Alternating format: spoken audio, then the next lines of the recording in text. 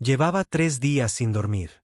No un sueño real, de ese que descansa los huesos y reinicia la mente.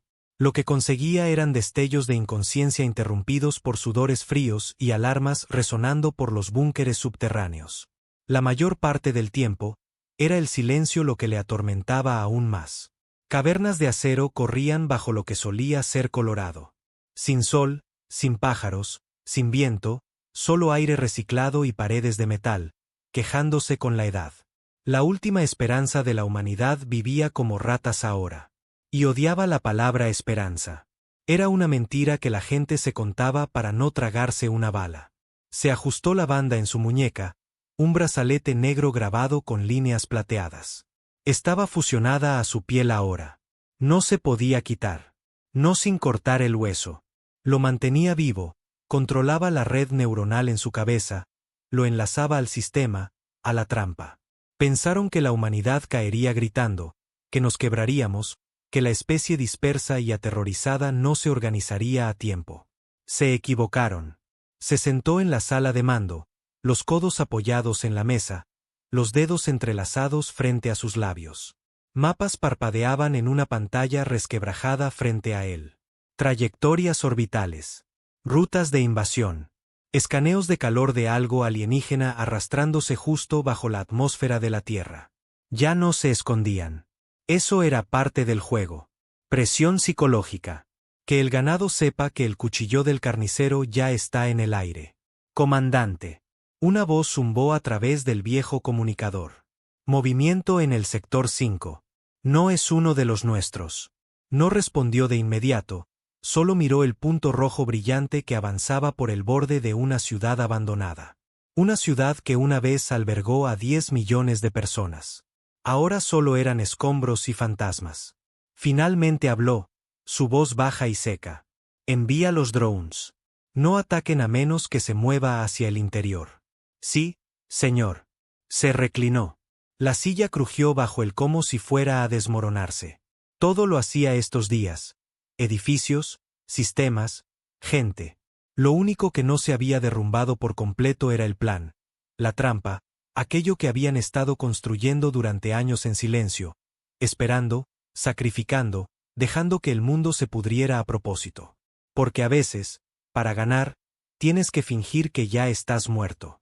Nadie esperaba que la Tierra contraatacara con inteligencia, con paciencia, con crueldad. Pero esa era la naturaleza de la desesperación. Dejas de intentar ganar con honor. Dejas de luchar limpiamente. Recordaba la primera vez que vio a uno de ellos de cerca. Alto, piel pálida como porcelana que no había visto el sol en siglos. Sin bocas visibles, solo ojos, grandes, huecos, que parpadeaban de lado. No hablaban con palabras. Inyectaban pensamientos, emociones, culpa, pena, sumisión. Esa era su arma, hacer que los humanos quisieran morir. Pero él no murió. Lo mató. Y cuando miró sus ojos muertos, se dio cuenta de algo escalofriante. Ellos tampoco nos entendían. Pensaron que habían ganado, que habían invadido un mundo débil y fracturado.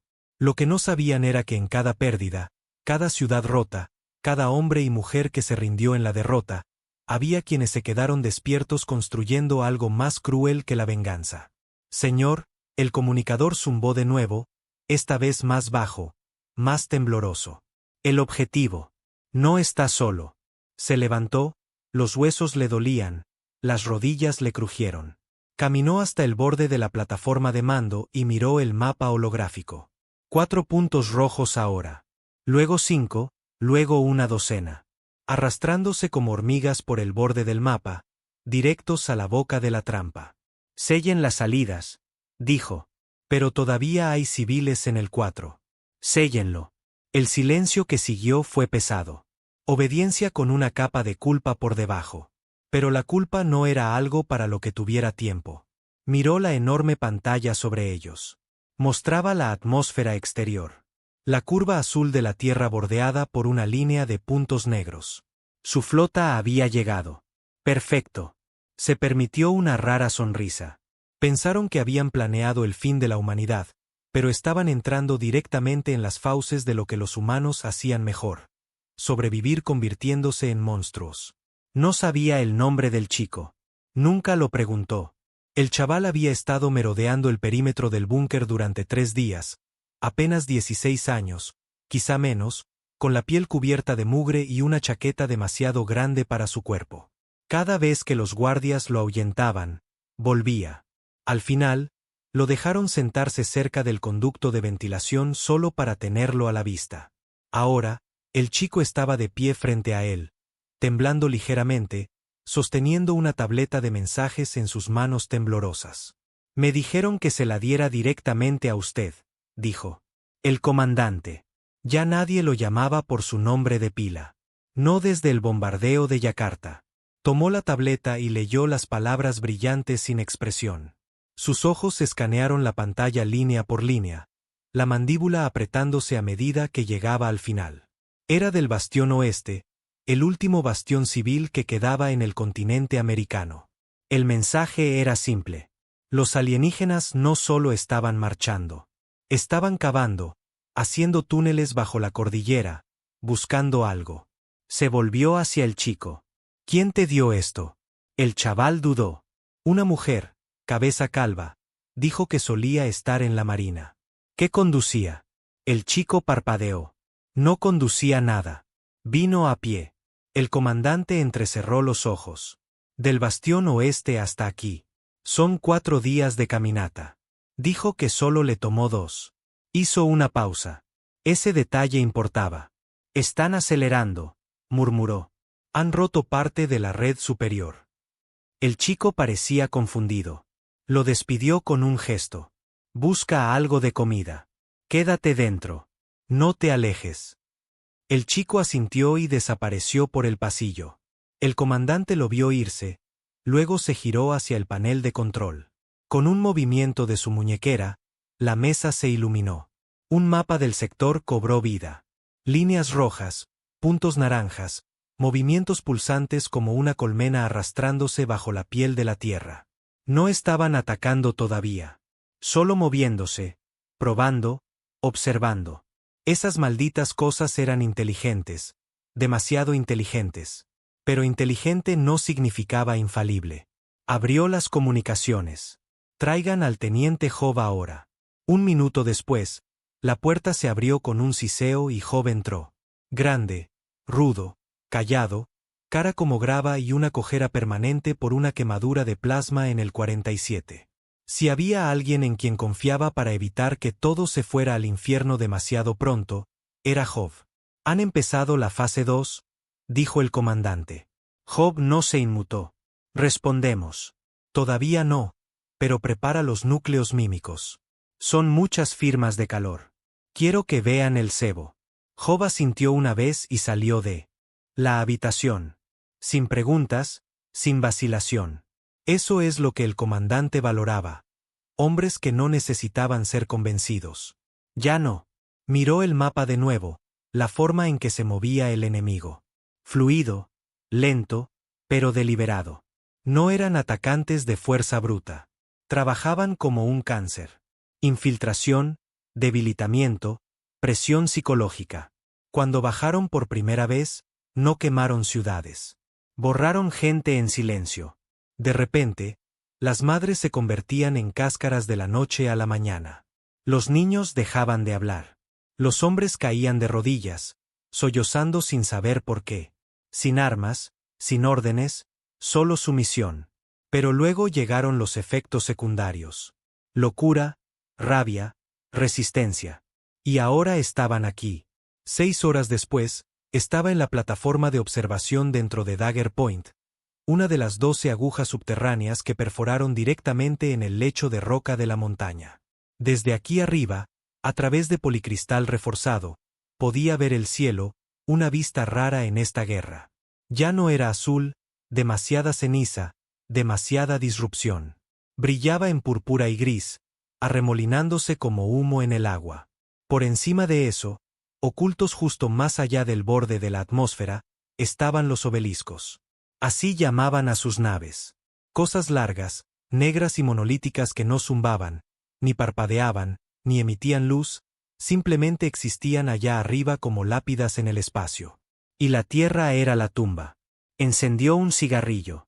Eran raros ahora, cultivados en laboratorios artificiales por viejos adictos con tiempo y semillas. Nunca solía fumar. Lo retomó después de la caída de El Cairo. Después de perderlo todo. Una voz zumbó en su auricular. Comandante, han entrado en el túnel sur. 2 unidades de exploración, ritmo lento, sin agresión. ¿Algún contacto? Todavía no. Déjalos adentrarse más. Inicia la deriva de pulso. Corta su señal a intervalos. Haz que parezca un fallo del sensor. Sí, señor. Todo era una mentira. El plan entero dependía del engaño. Querían que el enemigo creyera que nos estábamos desmoronando, que el último goteo de resistencia de la humanidad se agitaba, que estábamos fracturados, débiles y dispersos. Pero bajo la superficie, literal y metafóricamente, estábamos esperando, no con armas, no con naves, sino con algo mucho peor. Había llevado 20 años de agonía, de dejar morir a medio planeta, de abandonar ciudades, de retirar soldados de batallas que podrían haber ganado. Todo para que sangráramos lo suficiente como para parecer una presa. Porque ese fue el error que cometieron los invasores. Vieron a los humanos como animales. Pero incluso los animales muerden cuando están acorralados. El comandante entró en la cámara negra, silenciosa, fría.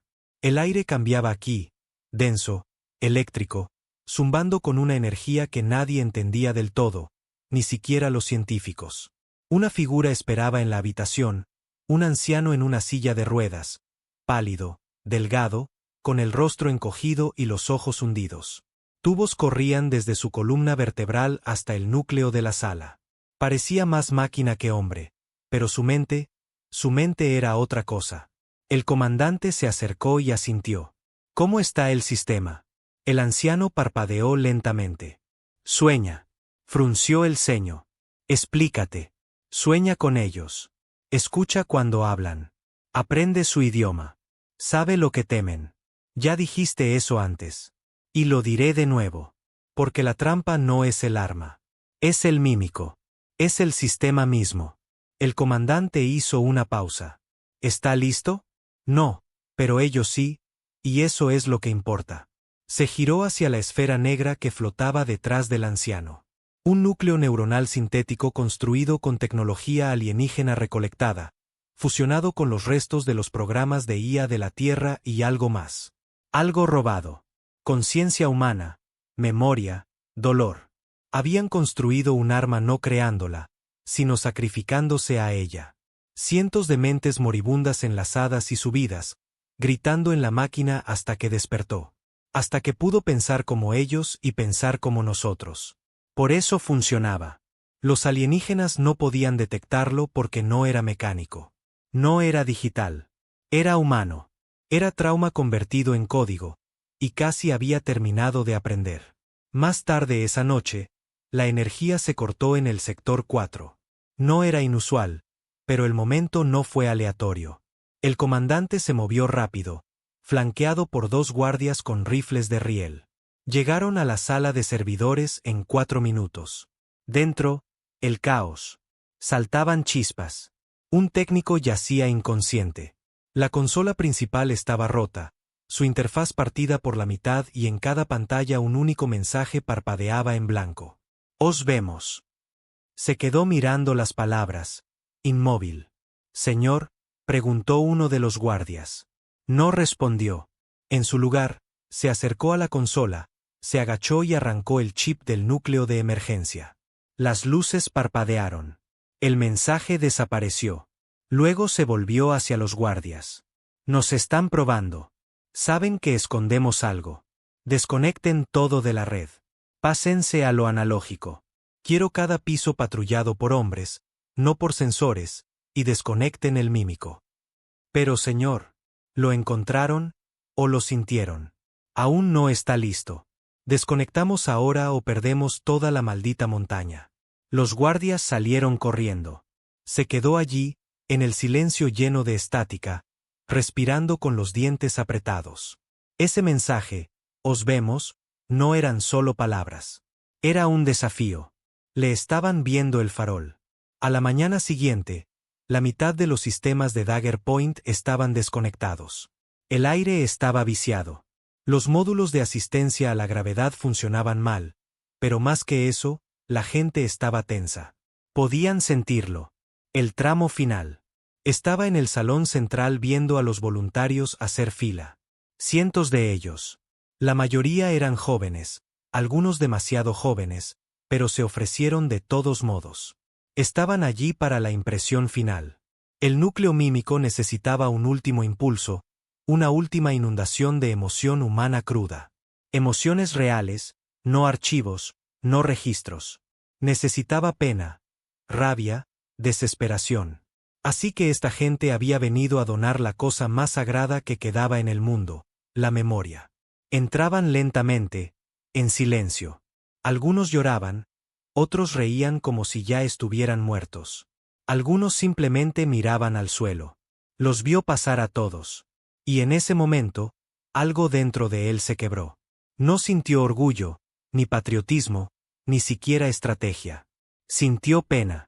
Que así es como se veía la victoria. Gente haciendo fila para borrarse a sí misma para que su especie pudiera tener una oportunidad de venganza. Esa noche, mientras los obeliscos finalmente comenzaban a descender del cielo en formación, un susurro resonó por los túneles de la montaña, por los pasillos silenciosos de Dagger Point, por los corredores quietos donde el núcleo mímico pulsaba como un corazón negro. No era una palabra, era un sentimiento. Los alienígenas estaban cerca, más cerca que nunca, y pensaban que finalmente habían llegado al último aliento de la Tierra. Pero no tenían idea de que ya no estaban invadiendo un planeta. Estaban entrando en una tumba llena de fantasmas que habían aprendido a gritar de vuelta. No había vuelto al sector 12 desde las quemas. Era un lugar silencioso ahora, un cementerio de metal. Una vez había sido un centro neurálgico. Familias vivían aquí. Los niños jugaban en los pasillos. Los ingenieros reían sobre tuberías rotas y compartían sopa en frascos de plástico. Ahora, paredes carbonizadas, camas retorcidas, ceniza todavía incrustada en las grietas del suelo. La infección había comenzado aquí. Algún tipo de corrupción psíquica. No una enfermedad, no como los humanos la entendían. Solo pensamientos que no eran nuestros. Ideas impregnadas de rendición. Una presencia que se arrastraba a tu cráneo y susurraba cosas que nadie debería pensar jamás. Así que lo quemaron. El sector entero, con todos todavía dentro. Él lo había ordenado, lo había visto en las cámaras desde la plataforma de mando mientras sellaban las puertas cortafuegos e inundaban los pasillos con gas de termita. Los gritos no se transmitían bien por las señales estáticas, pero los escuchó de todos modos, cada noche desde entonces. Ahora, 2 años después, caminaba por esos mismos pasillos de nuevo, sus botas raspando la ceniza mientras se dirigía al conducto del núcleo, el lugar donde todo había comenzado y donde habían escondido parte de la memoria del mímico. Un guardia lo seguía, sin decir nada. «Dime algo», dijo el comandante, su voz hueca como el pasillo sin viento. «Si supieras que podríamos ganar, pero solo convirtiéndonos en algo peor que ellos, ¿lo harías?» El guardia no respondió al principio, solo caminó a su lado, con el rifle colgado de un hombro. «Creo que esa es la diferencia, señor», dijo finalmente el guardia. «No preguntamos en qué nos convertiremos. Solo hacemos lo que hay que hacer». El comandante gruñó. «Ese es el problema». Llegaron al conducto. La escotilla de acero se abrió con un siseo reacio, revelando la consola debajo, cubierta de polvo, agrietada, pero aún pulsando débilmente. Un zumbido profundo resonaba desde abajo, como algo respirando a través de la tierra. Se arrodilló junto a ella y activó la secuencia. Un panel se deslizó. Dentro había un cubo, negro, simple, sin marcas. Pero esto no era hardware ordinario. Era un pedazo de él, un fragmento de memoria extraído durante los primeros experimentos cuando los científicos descubrieron que necesitaban más que datos crudos para enseñar al sistema mímico. Necesitaban dolor personal. Sufrimiento, pérdida que no podía ser fingida. Les había dado algo de lo que nunca hablaba. Su hijo. Nadie sabía siquiera que había tenido uno. La guerra había comenzado lenta, invisible, como una tormenta tras el horizonte. Para cuando llegaron las órdenes de evacuación, era el caos. Su esposa salió.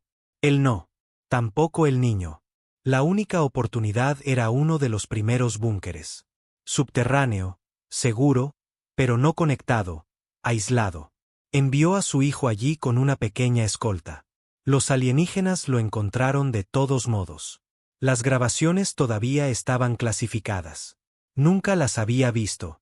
Pero lo que el núcleo aprendió de esa memoria, lo había cambiado todo. Este cubo contenía esa huella. El dolor, la culpa, la rabia impotente que se acumula cuando te das cuenta de que al mundo no le importa la justicia, solo los resultados. Lo miró durante mucho tiempo, luego lo recogió. De vuelta en la cámara del mímico, el anciano en la silla no habló cuando el comandante entró. Solo levantó la vista, pálido, con los ojos fijos en el cubo en su mano.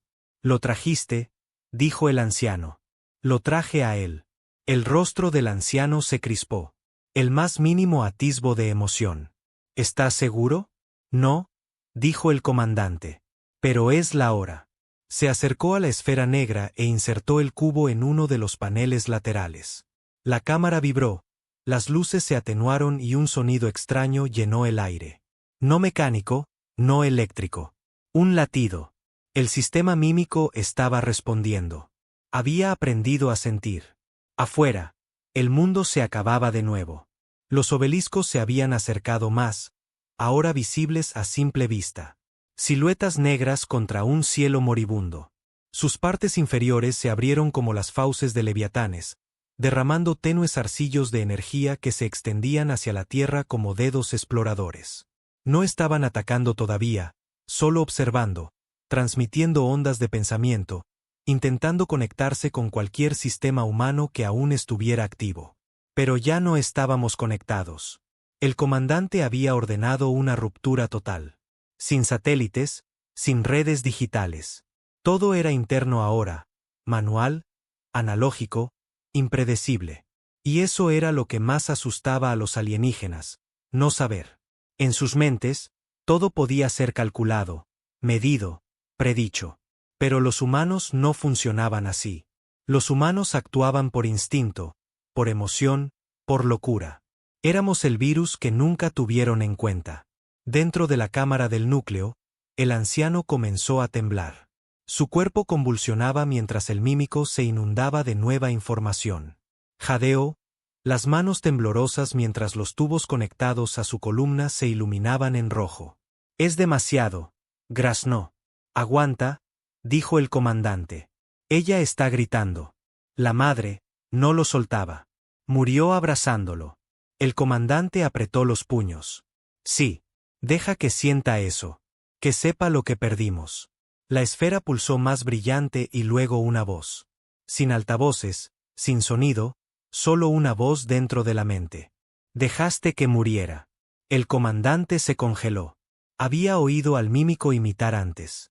Repitiendo líneas, replicando voces, pero esto era diferente. Esto era un juicio. Se acercó más. «Hice lo que tenía que hacer.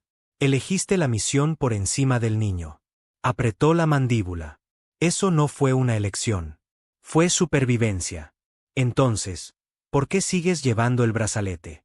Miró su muñeca, la banda negra grabada en plata. El nombre del niño tallado en el interior, donde nadie podía verlo. No respondió. Murió pensando que venías a por él. Eso rompió algo. Se apartó, con los ojos ardiendo. «Lo sé», susurró. «Lo sé». El núcleo se silenció y luego lloró. Lágrimas de memoria, de rabia, de traición, no propias, sino prestadas, compartidas, vividas a través de las mentes de los muertos. El mímico estaba despierto ahora, y entendía que era la venganza. Arriba, el cielo se iluminó, el primer ataque había comenzado. Pero no era desde la tierra. Era de ellos. Columnas de fuego azul llovían de los obeliscos, vaporizando cordilleras, hirviendo lagos, reventando la tierra como una bolsa de papel. No destrucción total, solo advertencias, demostraciones de poder. Querían miedo. Querían sumisión. Lo que obtuvieron fue una respuesta. En las profundidades de Dagger Point, el mímico lanzó su primera señal. Subsónica, psíquica, cruda. Un grito hecho de pena y furia. Un mensaje en una frecuencia que solo los invasores podían oír.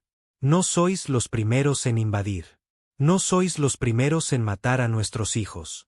Pero seréis los primeros en morir sin ser recordados. Los obeliscos se detuvieron. Habían oído algo que no esperaban. La humanidad no suplicaba. Cazaba. El caos estalló en los bastiones restantes. Los alienígenas habían comenzado a penetrar físicamente, entrando en la atmósfera. Sus formas eran mitad corpóreas, mitad luz, humanoides, pero equivocadas, distorsionadas. No se movían como cuerpos. Se deslizaban. Y cuando tocaban a los soldados humanos, las mentes se rompían.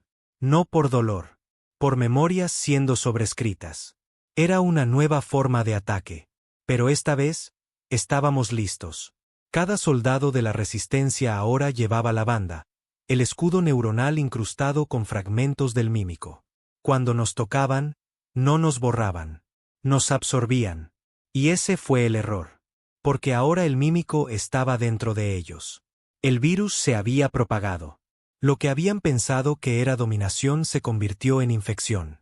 Su unidad, su mente colmena, comenzó a flaquear. Las naves se estremecieron. Los movimientos se volvieron erráticos. Gritaron, no en voz alta, sino de maneras que el núcleo podía interpretar, y se rió. No una risa alegre, una rota, la risa de una especie que no tenía nada que perder. En las horas finales antes de que la trampa se activara, el comandante se paró una vez más en la plataforma, observando cómo los obeliscos flotaban sobre la tierra. Abrió las comunicaciones a todos los puestos de avanzada restantes. Este es el momento, dijo. Querréis correr, esconderos. Pero no lo hagáis. Hizo una pausa. Recordad por qué estamos aquí. Recordad lo que nos quitaron. Esto no es por la paz. No es por la supervivencia. Esto es para mostrarles quiénes somos cuando se apagan las luces. Miró hacia las naves. Y cuando esto termine, si todavía respiráis, nunca olvidéis que nos convertimos en monstruos para que nuestros hijos no tuvieran que hacerlo. Cerró el comunicador y dio la orden final. Liberen el grito. No hubo trompetas, ni tambores, ni música triunfal, solo silencio. Un silencio tan profundo que parecía antinatural. Como si hasta la tierra estuviera conteniendo la respiración. Y entonces llegó el grito. No de pulmones, no de bocas, sino del corazón negro del sistema mímico. Una frecuencia enterrada bajo el sonido, bajo la luz, bajo toda ley que la naturaleza haya escrito. No se oyó, se sintió. Cada hombre, mujer y niño bajo la montaña cayó de rodillas. Algunos se agarraban la cabeza. Algunos sollozaban. Algunos simplemente miraban, con los ojos abiertos de par en par con algo antiguo, un dolor primario, pero no el suyo. El grito llevaba cada muerte, cada ciudad quemada, cada madre rota, cada hijo que murió en brazos de un extraño. Era el dolor de la humanidad convertido en arma, y se extendió por el suelo, a través de la atmósfera, hacia las nubes, hacia arriba. Los obeliscos se retorcieron, literalmente se retorcieron. No eran máquinas como las entendíamos. Eran estructuras vivientes, recipientes de pensamiento orgánico entrelazados con circuitos e intención. No funcionaban con petróleo o energía. Funcionaban con claridad mental, una colmena de lógica pura. Y ahora esa claridad estaba corrompida, porque el grito no solo dolía, inyectaba recuerdos, pena, rabia, trauma. No entendían el trauma. Nunca habían conocido la pérdida. Su especie había evolucionado en una unidad estéril, libre de caos, libre de amor, libre de la necesidad de herir para crecer. Y ahora estaban siendo inundados con ello. Se agitaron. Uno de los obeliscos, designado como nave anfitriona clase Kepler 3, perdió altitud de repente. Sin previo aviso, solo una inclinación violenta mientras raspaba la atmósfera superior, rugiendo como una montaña de dolor. Otro se inclinó, luego otro. El grito estaba haciendo más de lo que jamás esperamos. Los estaba infectando.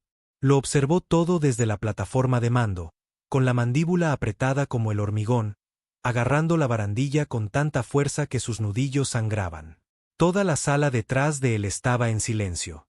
Algunos lloraban, no de miedo, sino porque nunca pensaron que vivirían lo suficiente para ver el día en que el enemigo sangrara. Y esto no era solo sangrar. Esto era el colapso. Se volvió hacia el oficial de operaciones. Estado del núcleo mímico. La voz del oficial temblaba. Estable. El núcleo está expandiendo su alcance. Hemos llegado a la capa orbital exterior. 2 obeliscos están experimentando. Señor, la palabra que usó fue alucinaciones. No respondió de inmediato. Solo miró. Luego dijo en voz baja. Bien. Eso es solo el principio. Activó el micrófono de nuevo. Desplieguen a los buitres. La palabra cayó como una piedra en la sala. Porque buitres no era un código para naves. Era gente, hombres y mujeres que se habían ofrecido como voluntarios para lo que los científicos llamaron compromiso de reciprocidad neuronal, escuadrones suicidas. Excepto que no morían inmediatamente. Eran subidos parcialmente a la matriz secundaria del mímico, se les daba el poder suficiente para retener el pensamiento, y luego se conectaban a la señal. Su trabajo era guiar la infección, susurrar en los oídos del enemigo, torcer el grito en algo personal. Y ahora era el momento de usarlos.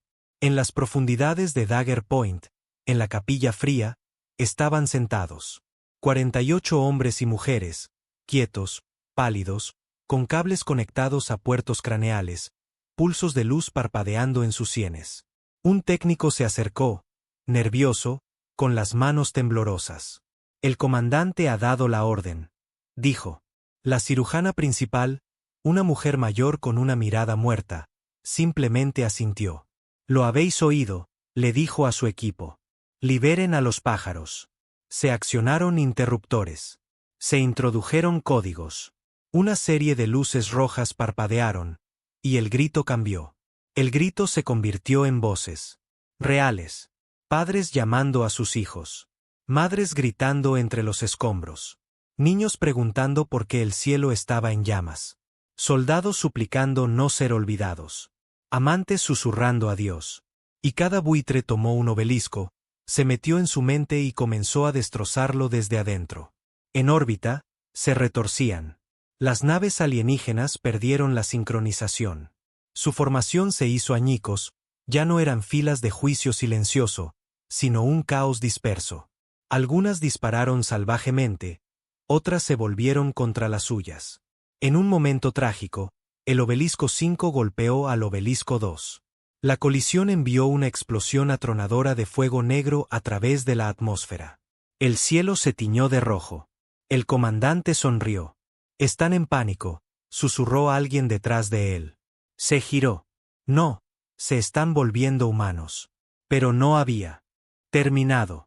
Lo sabía porque en el centro de todo, más allá de la órbita, más allá del grito, flotaba una última nave. La primera mente. Habían sabido de ella durante años. Los alienígenas nunca lo confirmaron, pero los patrones eran claros. El resto de la flota orbitaba a su alrededor, extraía poder de ella, sincronizaba pensamientos a través de ella. Nunca se movía. Solo observaba. Incluso ahora, mientras sus hijos colapsaban en la locura y el fuego, permanecía quieta, intacta, y ese era el problema. El grito no la alcanzaba. Estaba blindada.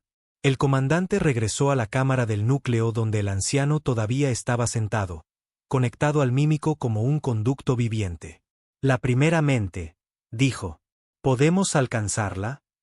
El anciano tosió, sangre en sus labios. No, no con lo que tenemos. ¿Y el anclaje? Los ojos del anciano se abrieron de par en par. No hablarás en serio. Lo estoy. Es la hora. El anclaje era el puente. Un enlace neuronal directo desde una mente humana al núcleo, amplificado a través del mímico, y luego lanzado en forma de señal cruda hacia el objetivo. Un viaje de ida. La persona que se ofreciera sería borrada, quemada en una señal. Nadie quedaría atrás, no había vuelta atrás. Un sacrificio completo. Y tenía que ser alguien en quien el mímico confiara, alguien ya integrado, alguien que el sistema reconociera. Solo quedaba un nombre. El comandante se desabrochó la banda negra de su muñeca y la miró. No se la había quitado en más de 10 años. No desde que la montaña cayó. No desde que le dijeron que su hijo había muerto. Se volvió hacia el anciano. Prepara el anclaje. La tripulación protestó. Los cirujanos intentaron disuadirlo. Incluso Job, el hombre que nunca se inmutaba, se interpuso en su camino. No tienes que hacer esto, dijo. La voz del comandante era tranquila. Sí, tengo que hacerlo. Siempre iba a ser yo. Miró a su alrededor. En algún momento, dejamos de ser líderes. Nos convertimos en armas. La sala del anclaje estaba en silencio. Se tumbó en la losa fría, con cables insertados en su columna, su cuello, sus sienes. El mímico ya esperaba, zumbando suavemente como un niño respirando. La cirujana lo miró. ¿Quieres decir algo? Él miró al techo. Dile al niño que lo siento por no haber sido más fuerte. Ella frunció el ceño. ¿El niño? No respondió, solo cerró los ojos y el mundo se volvió blanco. Cayó, no físicamente, mentalmente. A través de capas de memoria, a través de dolor y llamas y escombros, a través de cada rostro al que había fallado, a través de cada orden que mató a alguien que amaba. Estaba dentro del mímico ahora, y el mímico era él. El grito se había detenido. Ahora era un mensaje. Uno dirigido directamente a la primera mente, a través de estrellas ardientes, a través del vacío, directo al núcleo alienígena. Una señal final tallada en la pena infinita de un hombre. Pensasteis que éramos débiles. Pensasteis que destruir nuestras ciudades quebraría nuestra voluntad. Pensasteis que matar a nuestros hijos borraría nuestra especie. Pero recordamos cada pérdida, cada grito, y ahora vosotros también lo haréis. En el borde exterior de la órbita de la Tierra, la primera mente se agitó, su silencio se rompió. Su superficie lisa se agrietó. Y dentro de ella, algo aulló, porque nunca había conocido la muerte. Ahora se estaba ahogando en ella. Cada recuerdo, cada error, cada traición, cada amor roto, toda la historia de la humanidad forzada en su mente, y se hizo añicos. Los obeliscos cayeron del cielo como dioses moribundos. Llovió fuego, las nubes gritaron, las montañas temblaron, pero la tierra resistió, magullada, ensangrentada, marcada, pero viva. Abrió los ojos a la oscuridad. No la oscuridad de la inconsciencia. Esta era más profunda, final. Sin peso, sin sonido, sin cuerpo. Y sin embargo, era consciente. En algún lugar de este vacío, existía, desconectado de la piel y los huesos, pero aún pensando, aún sintiendo. El anclaje había funcionado. Su mente había alcanzado a la primera mente, la había abierto, la había ahogado en los peores recuerdos de la humanidad. Pero en lugar de la muerte, encontró el limbo. O tal vez esto era la muerte. Y nadie había dicho nunca la verdad. Recordaba el dolor. Sí, mucho dolor. Abrasador, como si su alma hubiera sido volteada y prendida a fuego. Pero también recordaba algo más. El sonido de una nave rompiéndose. El zumbido de la primera mente colapsando. El grito, no de los humanos esta vez, sino de ellos. De los que pensaban que habían conquistado una especie débil y emocional, solo para aprender que la emoción no era un defecto. Era un arma. Ahora todo estaba en silencio. Quizás esta era su recompensa o su castigo. De vuelta en la Tierra, el cielo estaba roto.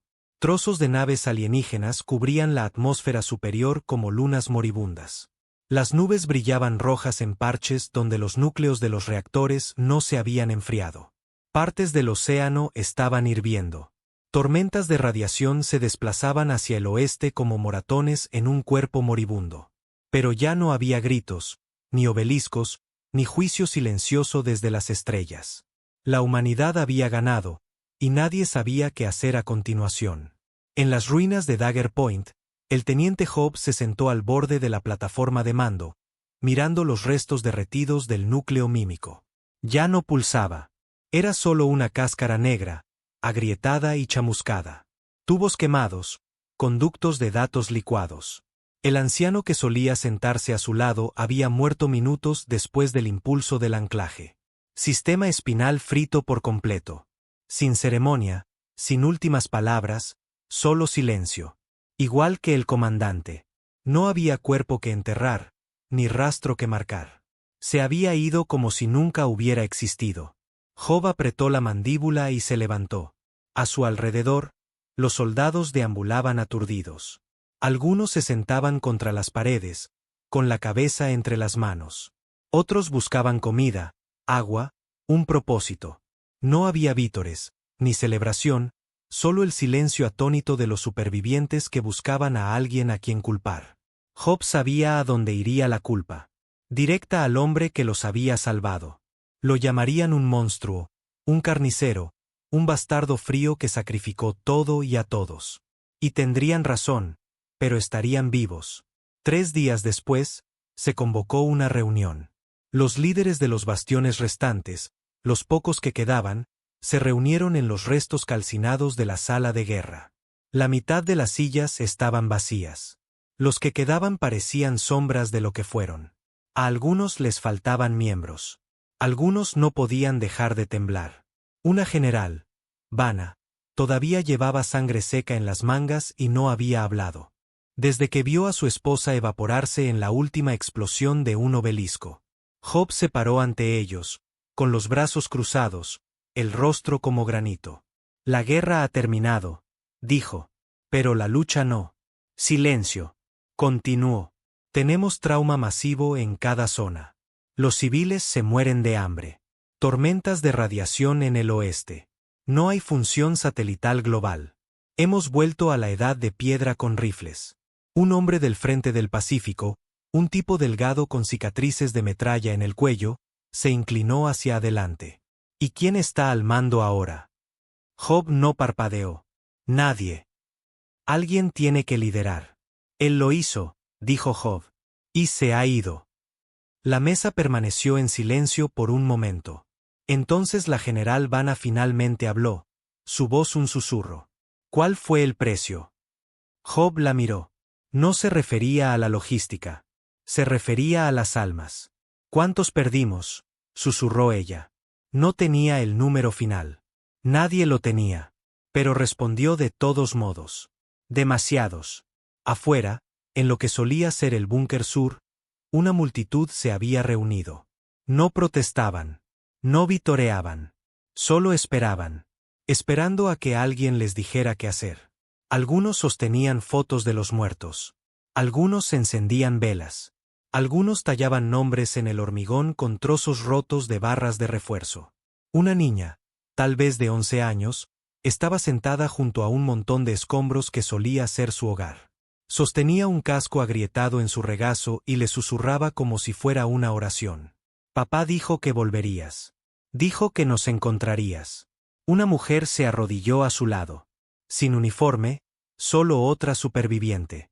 No habló, solo puso su mano sobre la de la niña y cerró los ojos.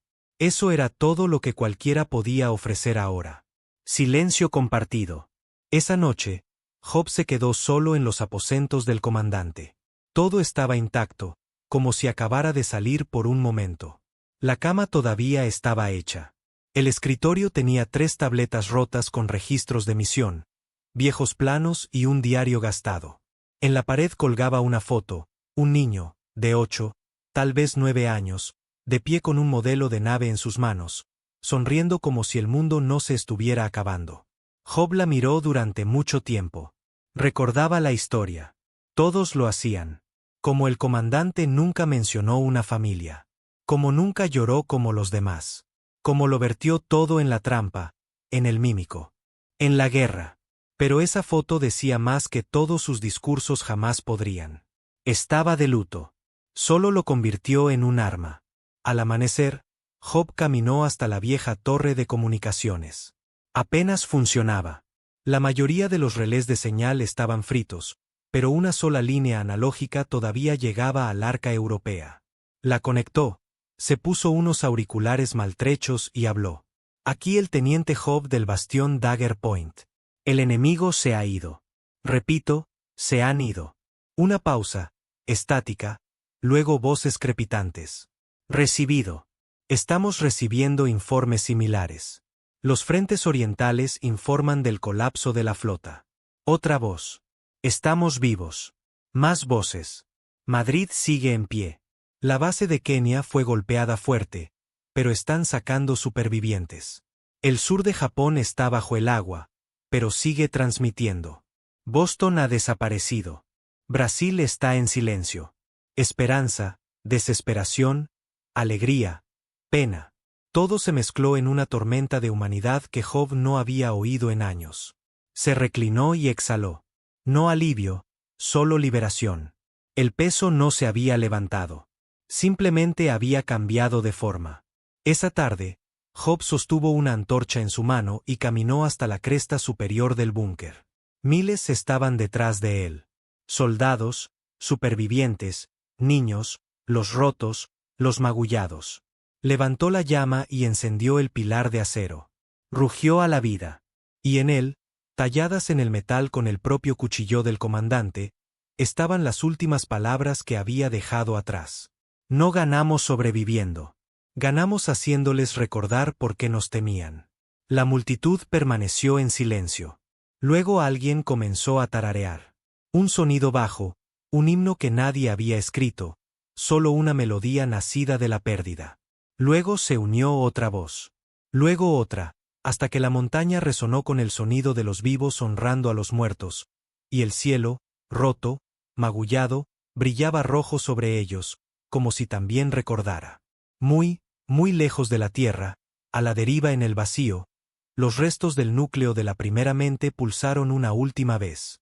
Adentro, enterrada bajo capas de memoria psíquica, una voz permanecía. No alienígena, no sintética, humana. Todavía pensando, todavía observando y todavía susurrando. Esto es lo que somos. No limpios, no perfectos, pero recordamos. Nos adaptamos. Y cuando nos levantamos, no pedimos la paz. La tomamos. La guerra había terminado. Pero el hambre no. No el hambre de comida, aunque esa seguía siendo una batalla diaria. Era el otro tipo. El más profundo, el que se te metía en los huesos después de años de esconderte bajo tierra y ver a tus amigos vaporizarse a tu lado. El hambre de significado. La lucha les había dado un propósito, una claridad simple y brutal. Matar o morir. Ahora esa claridad se había ido, y lo que quedaba era el caos. 5 semanas después de que el grito derribara los obeliscos, la tierra todavía humeaba. Cielos ahogados en polvo. Océanos acidificados en algunos lugares. Cultivos pudriéndose por la radiación alienígena. Pero el peor daño no era la atmósfera. Era la confianza. Porque ahora los fragmentos supervivientes de la humanidad, las naciones búnker, las ciudades subterráneas, los frentes de guerra dispersos, se miraban unos a otros no como aliados, sino como competidores.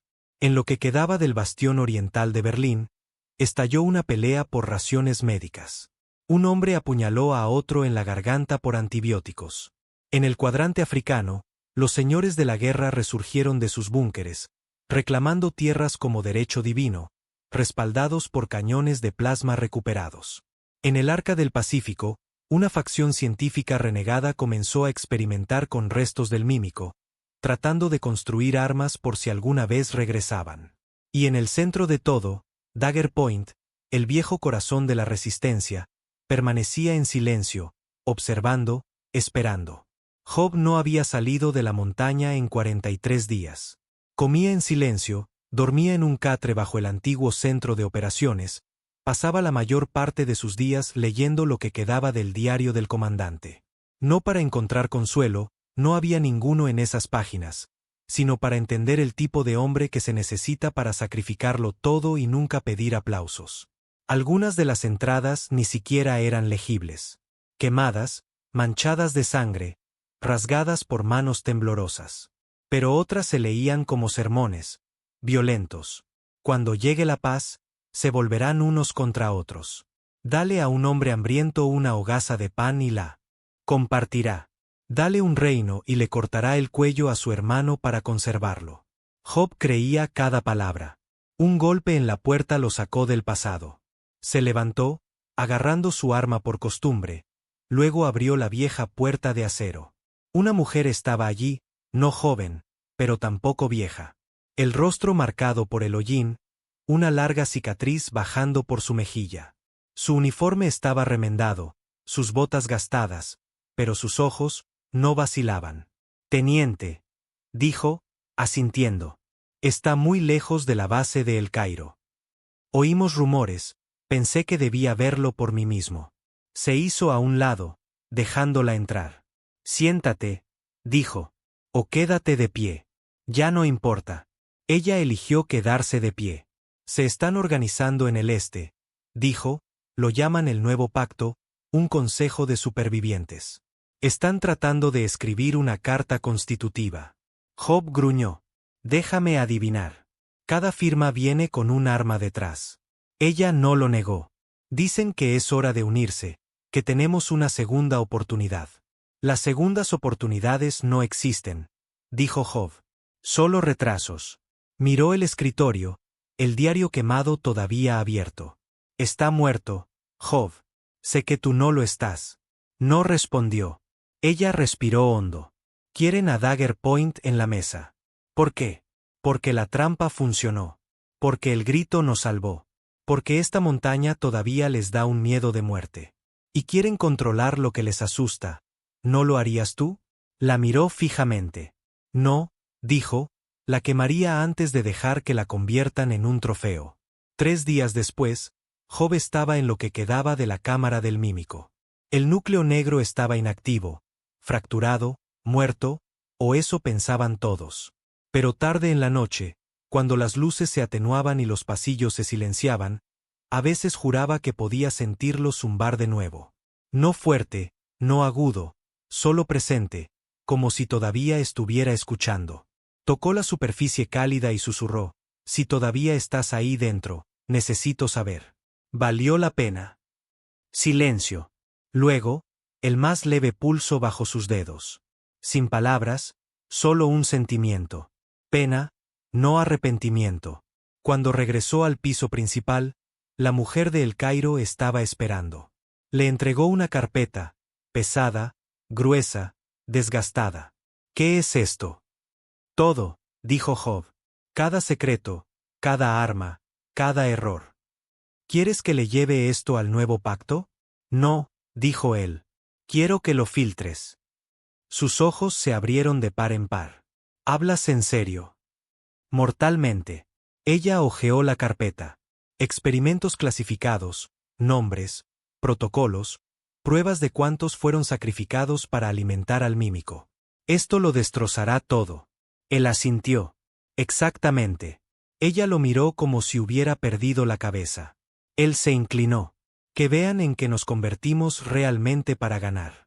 Sin mentiras, sin adornos. Que se ahoguen con ello. Y si todavía quieren construir un gobierno después de eso, bien. Al menos será uno honesto». Ella cerró la carpeta. «Vas a hacerte enemigos. Ya los tengo. Pero los que me importan están enterrados bajo esta montaña». La filtración golpeó 2 semanas después. En cada región superviviente. La verdad se extendió como un virus, la recolección masiva de memorias, los experimentos neuronales, el programa buitre, el anclaje humano, el grito, y el comandante, no como un héroe, sino como el hombre que quemó ciudades para hacer sangrar a los alienígenas. Algunos lo llamaron criminal de guerra. Otros lo llamaron un dios. Nadie lo llamó humano. Estallaron disturbios en el Arca del Norte. En el Pacífico, un monumento fue profanado, pintado con las palabras «La supervivencia no es gloria». Y sin embargo, algo extraño sucedió.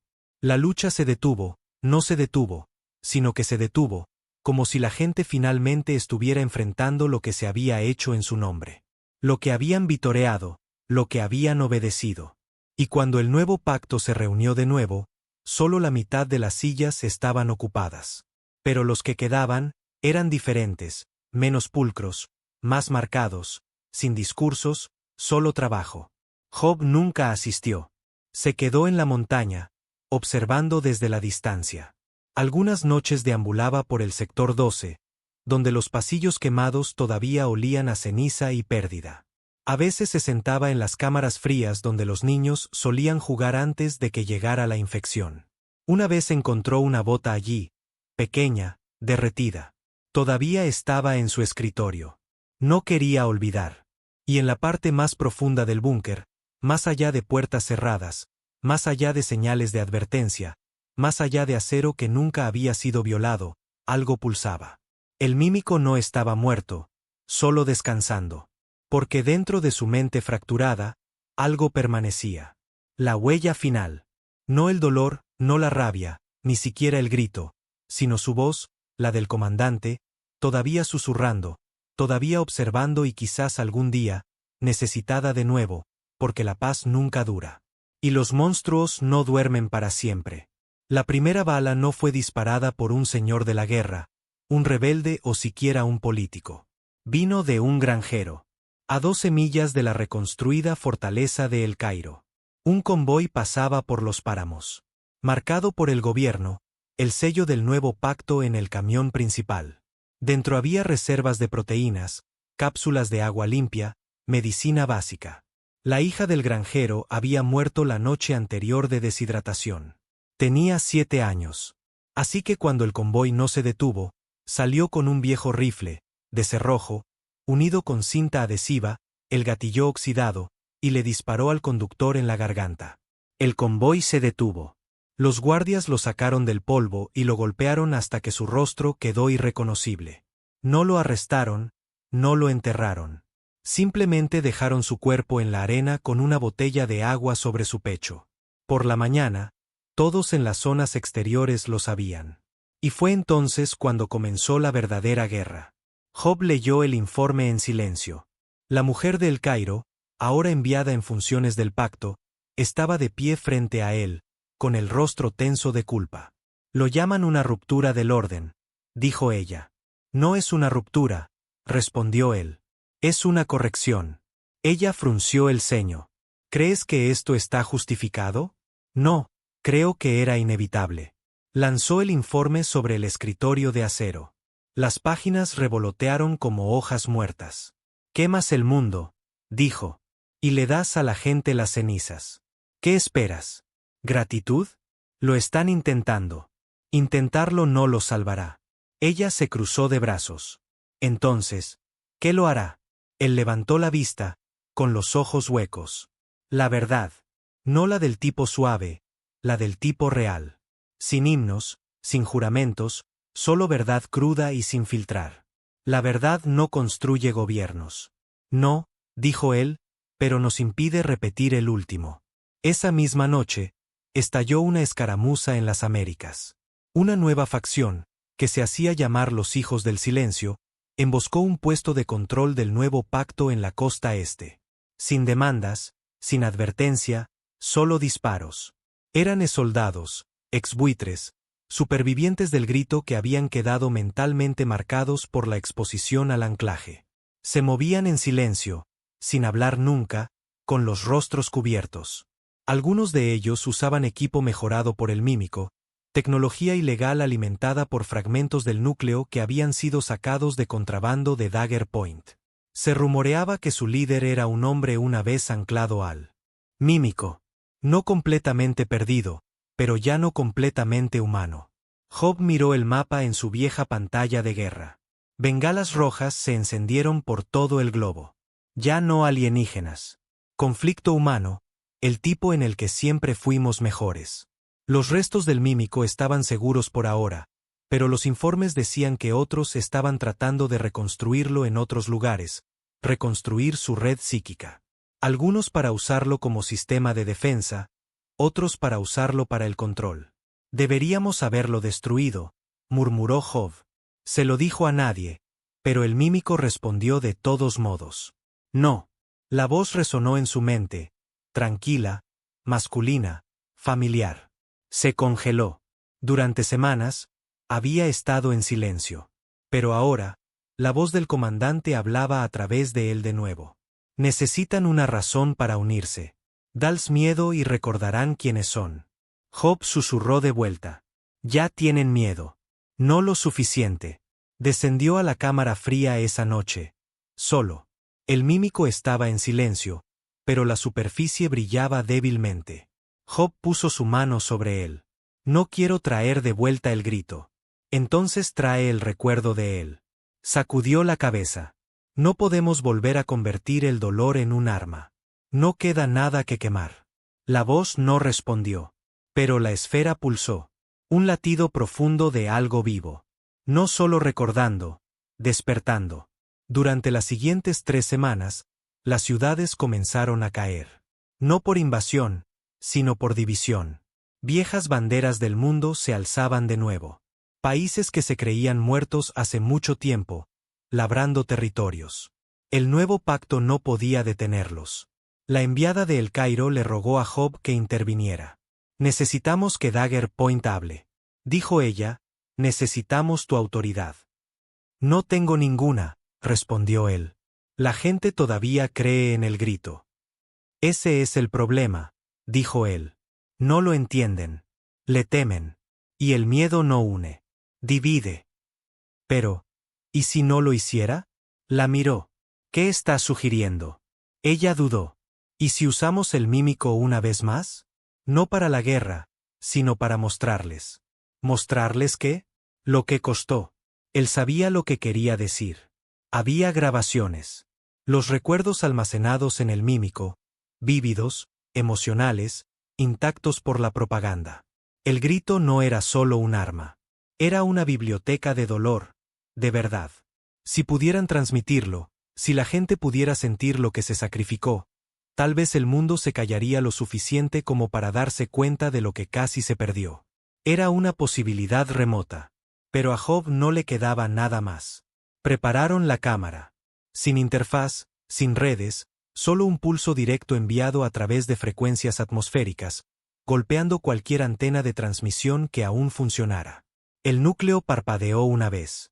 La enviada de El Cairo estaba cerca, con la mano temblando sobre el nodo de activación. ¿Estás seguro?, preguntó ella. No, dijo Job, pero hazlo de todos modos. Presionó el nodo, y la tierra recordó. Sin palabras, solo recuerdos. Una madre abrazando a su hijo en un búnker en llamas. Un soldado arrastrando 3 cadáveres a través del fuego, tosiendo sangre. Un niño escondido en un pupitre escolar, susurrando oraciones a nadie. Un grito final. Luego silencio.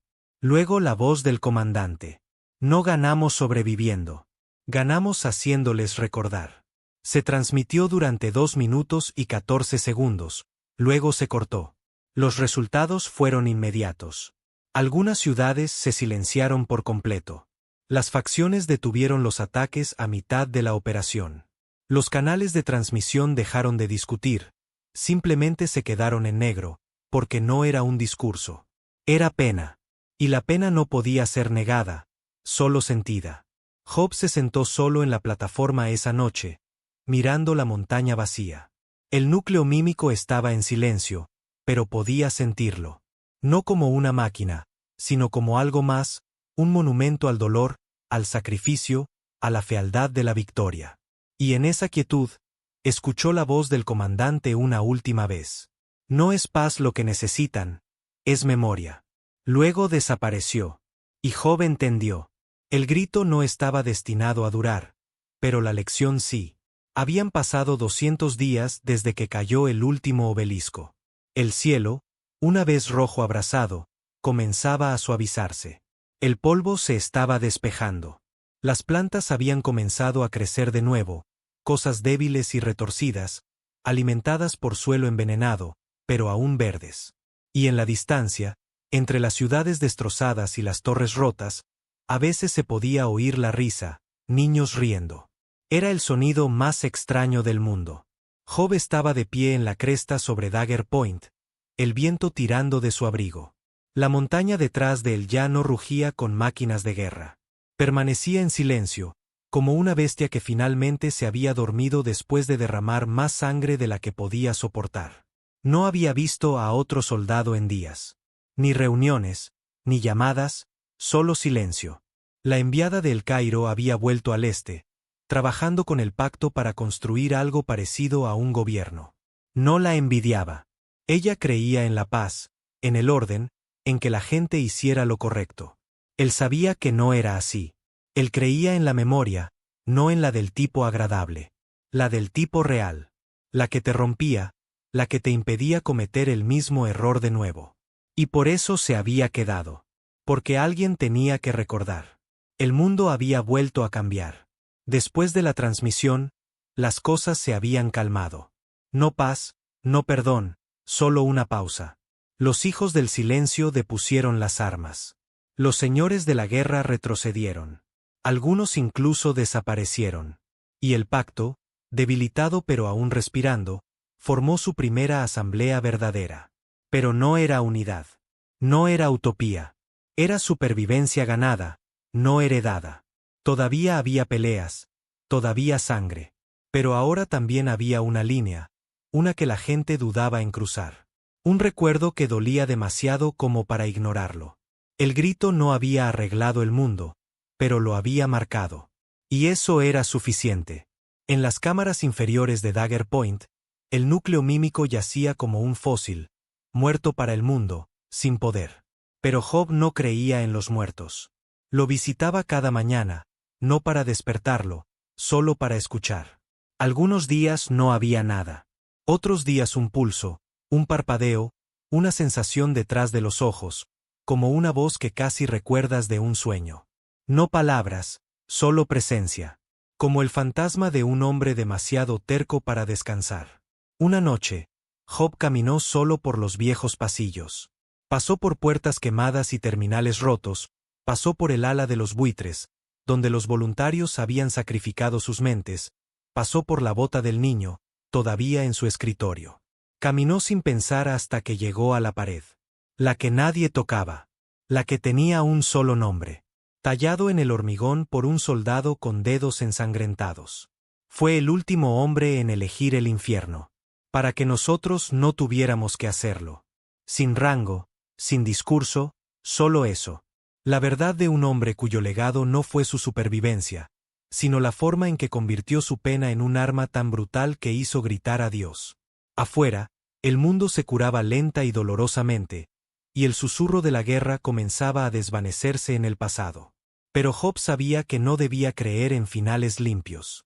Porque una tarde encontró a un niño fuera de la puerta del búnker, no mayor de 10 años, manchado de tierra, descalzo, sosteniendo un fragmento de tecnología mímica en una mano. ¿De dónde sacaste eso?, preguntó Job. El niño no dijo nada. Solo miró, luego se lo tendió. Lo oí hablar, dijo. Job se arrodilló lentamente. ¿Qué dijo? El niño entrecerró los ojos. Dijo que te recuerda. Job sintió el peso de eso profundamente. ¿Te asustó?, preguntó. El niño negó con la cabeza. No, sonaba triste. Esa noche, Job regresó al núcleo. Se quedó en la oscuridad, sin luces, sin señal, solo él. Sé que todavía estás ahí dentro, dijo. No quiero un monumento. No quiero un mito. Se acercó más, la mano apoyada en la superficie fría. Solo quiero saber. ¿Finalmente encontraste la paz? Silencio. Luego, por primera vez en meses, una voz resonó suavemente en su mente. No hay paz para nosotros. Solo el consuelo de saber que nos temieron hasta su último aliento. Job sonrió. Solo una vez. Una grieta en la armadura. Eras un bastardo, susurró. Tenía que serlo. La presencia se desvaneció de nuevo, pero el calor permaneció. No reconfortante, no suave, solo familiar. Pasaron los años. El pacto se convirtió en algo más que tinta sobre papel. Las ciudades crecieron de los escombros. Nacieron niños que nunca oyeron el grito. Pero en cada escuela, en cada hogar, en cada lugar donde la paz se atrevía a echar raíces, había una historia de un hombre sin nombre, que lo entregó todo, que se quemó vivo en memoria y rabia. No para destruir al enemigo, sino para enseñar a los vivos a no olvidar nunca. No le construyeron una estatua. Construyeron una advertencia. Sobre los restos de Dagger Point, talladas en piedra, estaban las únicas palabras que él siempre quiso que se recordaran. No fuimos elegidos. No éramos especiales. Simplemente nos negamos a morir de rodillas. Y en algún lugar profundo bajo la tierra, en el corazón oscuro y frío de una guerra muerta, el mímico escuchaba, todavía en silencio, todavía observando, esperando el día en que la humanidad olvidara de nuevo. Porque si ese día llegaba, estaría listo. Y esta vez, no pediría permiso.